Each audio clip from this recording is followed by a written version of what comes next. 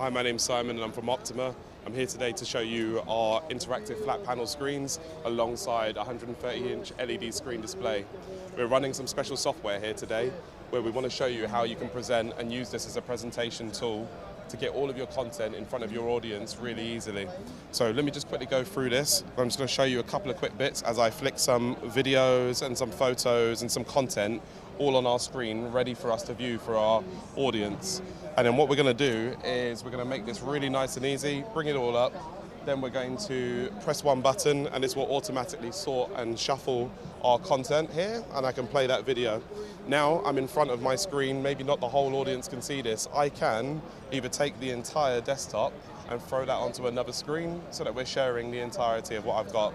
Or alternatively, I might want you just to focus on just one piece. So I can throw one image there, maybe I've got another image over here and another image over here. So it's really nice and it's really intuitive.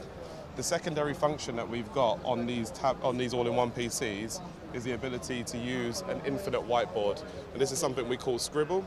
And with this infinite whiteboard, it is literally that you can write and write and write and we can work together and we can collaborate. So really simply, again, it's just a matter of getting your content. You can then press and hold.